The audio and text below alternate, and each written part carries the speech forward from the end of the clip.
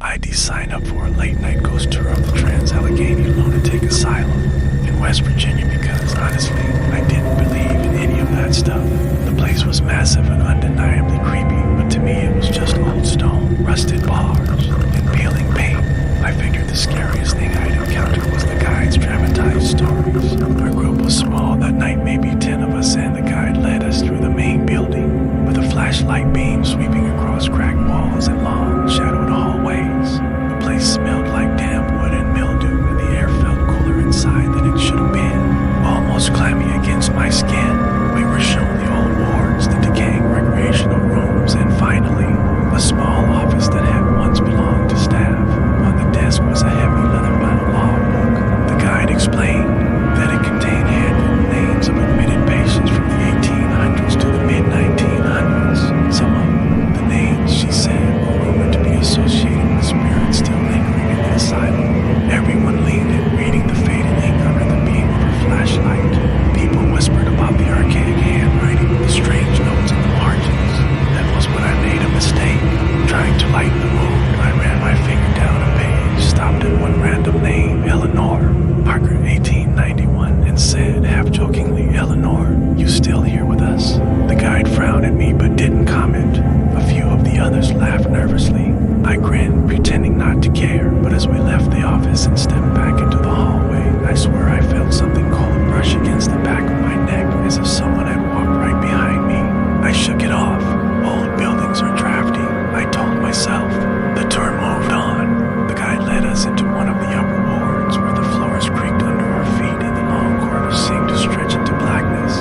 We stopped to hear a story about a violent patient who used to bang on the walls at night, but I couldn't focus. I kept glancing back down the hallway because I thought I heard something faint behind us. First it was just a whisper, indistinct, almost like the rustle of wind. But the more I listened, the more certain I became it was words, quiet, slow, deliberate words. I leaned toward the person next to me and whispered, "Do you hear that?" They shook their head. When the group started moving again, I walked slower, letting myself drift to the back. The flashlight beams ahead bobbed with each step, throwing shadows across the peeling paint and broken door frames. That was when I heard it clear this time, almost clear. My name, not Eleanor, not someone else. My name spoken in a soft, feminine voice from the darkness at the end of the hall. I froze, my stomach turning ice cold. I waited for someone in the group to acknowledge it, to laugh, to admit they were playing a prank, but no one turned. The others kept walking, unaware. My throat went dry. I told myself I must have misheard. Maybe the guide said something that just sounded like my name, but deep down I knew better. I forced myself to catch up with the others, but from that moment on, I couldn't shake the feeling of being watched every corner we turned. I expected to see someone lingering just out of the light. Later, the guide took us into one of the patient dormitories. Rows of rusted bed frames lined the walls. Dust floated through the beam of her flashlight, and the silence in that room was suffocating. The air smelled faintly of old iron and mold. I was standing near the back of the room when I felt something again, that same cold brush, like fingertips grazing my arm. I jerked away, but no one was near me. Everyone else was gathered around the guide at the front.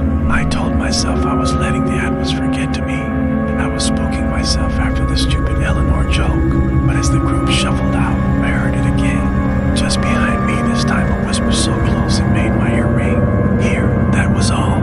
Just one word, but it stopped me in my tracks.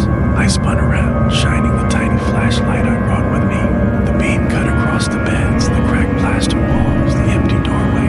Nothing, but I could feel it, something waiting just beyond the edge of that light. When I rejoined the group, I didn't tell anyone. What can I say? That a ghost was whispering to me. They'd laugh, or worse. Believe me, the tour continued.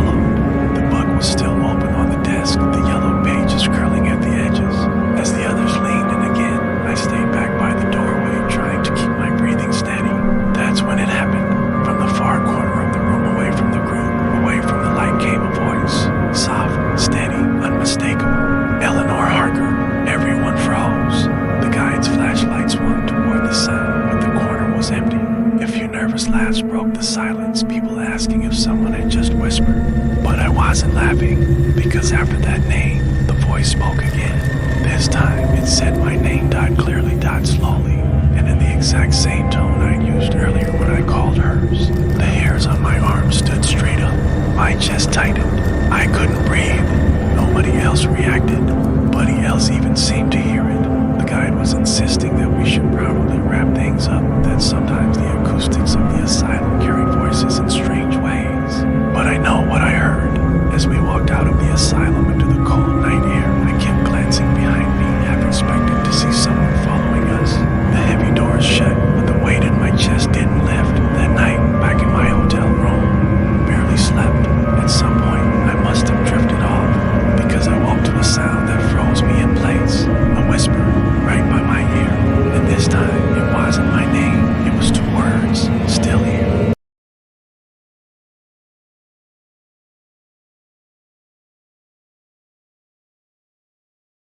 The door wasn't supposed to exist, and when it closed behind us, it sounded less like wood and metal and more like something sealing shut forever. I used to be into urban exploration, abandoned hospitals, old factories, forgotten houses in the woods. I love the thrill of sneaking into places that time had swallowed. That is how I ended up at the Trans-Allegheny Lunatic Asylum with two friends late one summer night. We weren't on a tour. We'd found a way in through a broken basement window, and our only lights were our phones and the cheap flashlight one of my friends, Josh, had brought. The place was massive, and everything about it was eerie. The way our footsteps echoed down empty corridors, the smell of mold and rust, the peeling paint curling off the walls like old skin. Our plan was to make it up to the fourth floor. According to the rumors, hardly anyone ever went up there, not even during official tours. Some said it was unsafe structurally, others claimed it was just too unnerving. That was exactly why we wanted to see it. The climb up was long, each staircase groaned under our weight. By the time we reached the fourth floor, the air felt heavier, like it hadn't moved in decades. The hallway stretched out into darkness, doors on either side hanging open or missing entirely. This is creepy as hell, my other friend, Mark, whispered. His voice barely carried. It was as if the building itself swallowed sound. We walked carefully, shining our lights into rooms that were all more or less the same: rusted bed frames, broken furniture, graffiti from people who had gotten here before us. But then, about halfway down the corridor, we noticed something strange. At the end of the hallway was a door. That might not sound odd, but we had been studying maps of the asylum for weeks. Every resource we found said the fourth floor's hallways ended in walls, no exits, no sealed doors, nothing. Yet here was a heavy iron frame door, closed tight with peeling white paint and a handle so tarnished it barely caught the light. Josh grinned. Tell me that doesn't scream secret room. I'll admit, my stomach dropped when I saw it. Something about it felt wrong, like it wasn't part of the building, like it had been placed there. But of course, none of us were about to walk away. That's not how this hobby works. The door groaned when Josh pushed on it, hinges screaming.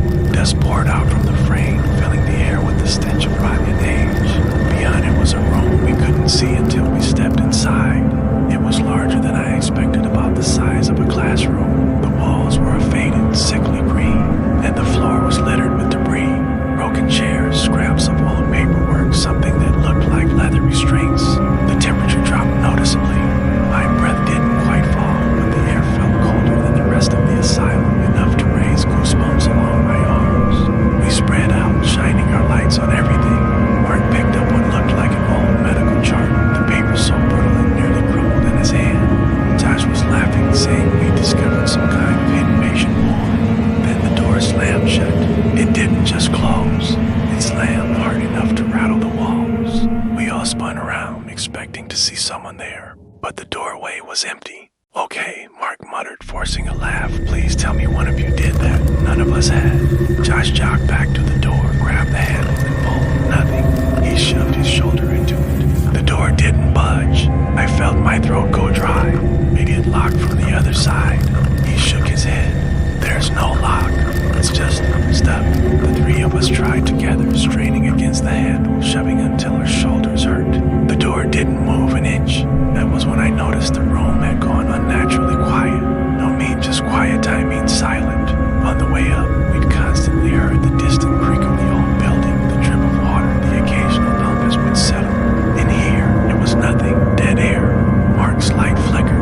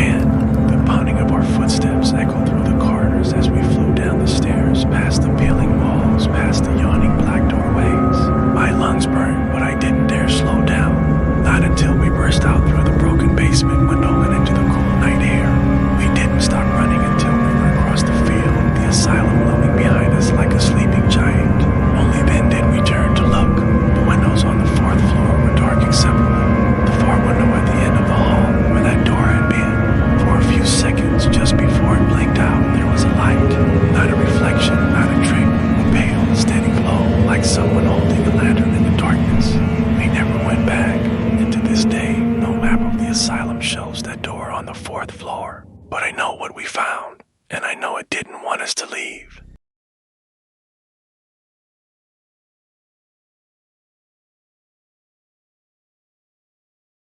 She walked the empty hallway like she'd done it 1,000 times before. He said the asylum had been abandoned for over 40 years. I worked as a night security guard at the Trans-Allegheny Lunatic Asylum for just under a year. The building had been long shut down, but it was still used for tours, history programs, and the occasional film project. My job was simple: sit in the security office, monitor the cameras, and walk a couple of rounds through the halls each night. Most nights were uneventful.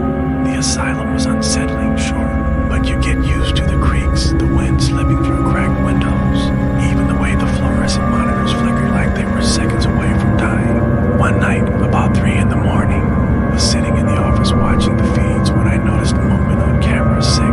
Camera 6 covered the second floor east hallway, a long stretch of peeling walls and warped floorboards. At that hour, it should have been empty. No tours, no workers, nothing. But there she was, clear as day, a woman. She was wearing an old-fashioned nurse's uniform, the kind you see in black and white photos. White dress, white cap, sensible shoes. She wasn't running or sneaking, she was just walking, calm, purposeful.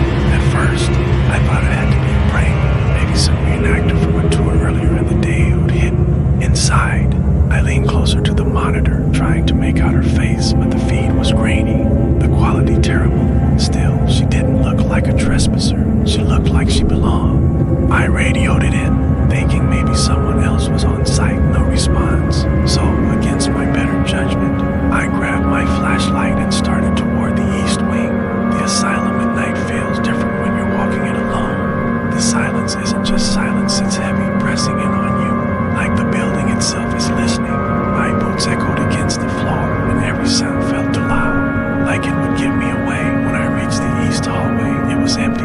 I swept the flashlight up and down, the beam cutting across doorways and old bulletin boards. But there was no one, just peeling paint and the smell of rot. Then I noticed something. The air was cold, not drafty cold, like stepping into a walk-in freezer. My breath didn't fog, but it felt like it should have. I walked slowly down the hall, calling out, "Hello, you're not supposed to be here." My voice bounced back at me. No response. I reached the end of the hallway, checked the doors. All locked. No one could have slipped past me. I was rattled, but I forced myself back to the office. Maybe the cameras had glitched. Maybe I imagined her. But when I sat back down and rewound the footage, my stomach dropped. There she was again, walking the hallway. Only this time, I watched closely. She didn't trigger the motion sensors. Her shoes made no sound. As she passed under a light, her shadow never hit the wall. I froze the frame, staring at her face, or at least where her face should have been. The resolution was bad, but even so, it didn't look right. Like it wasn't there at all. I should have turned off the monitors and left it alone. But I didn't. The next night, I kept watch. Midnight passed, then 1. At exactly 3:00 a.m., she appeared again. Same hallway, same uniform, same calm walk. Only this time, she stopped. She turned toward the camera. I swear, even through the static, I felt her eyes on me. My skin crawled, and I looked away from the monitor like a kid caught staring. When I looked back, she was gone. To that, it became a pattern. Every few nights around the same time, she'd appear.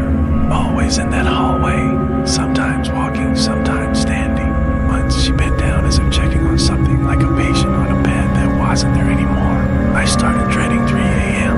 I'd sit there, my eyes glued to the monitors, my heart pounding until I saw her. Then one night, she wasn't on camera. She was in the hallway outside the security office. I didn't hear her footsteps, didn't hear the door, just looked up from the monitor to see her through the narrow office window, standing in the dark corridor. My head went numb around the flashlight. She wasn't moving, wasn't breathing, just standing. I told myself not to open the door, not to move, but then she tilted her head, a small, deliberate tilt like she was listening, and that's when the monitors went black. Every feed, every screen, just static. The office light flickered, the hum of the building seemed to die, and for a few seconds all I heard was my own breathing. When the lights came back, the hallway was empty. I didn't make it through the rest of my shift. I left and sat in my car until the sun came up. The next day, I told my supervisor I was done.